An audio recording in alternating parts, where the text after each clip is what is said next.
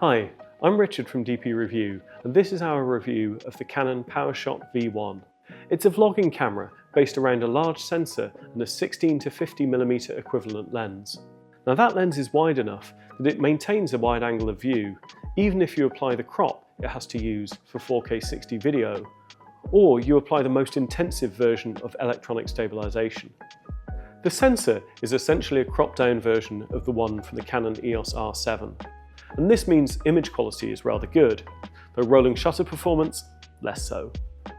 In use, we found the autofocus to be reliable, and those stabilization modes, well, they actually do a pretty good job as you move around. And on that note, we were pretty impressed with the V1's little lumpy rubber hand grip, as it gives a good hold on the camera, whichever side of the lens you're on. Audio from the internal mics isn't great, but it has a mic input and headphone socket for monitoring, so that needn't be a problem.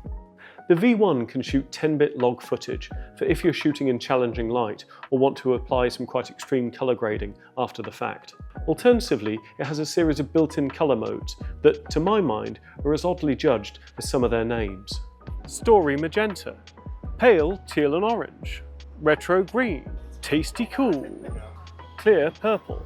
It has a separate close-up demos mode for when you're holding a product up in front of the camera. Unfortunately, this is treated as a separate scene mode, so you lose control over quite a lot of the camera's settings, including mic level.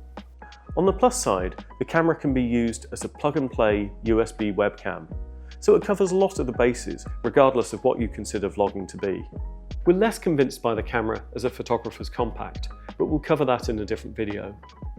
As a vlogging tool, the PowerShot V1 is an effective and fairly easy to use camera with a good range of options if you want to take control and boost your production values. For more information about the Canon PowerShot V1, our sample gallery and full review, head over to dpreview.com.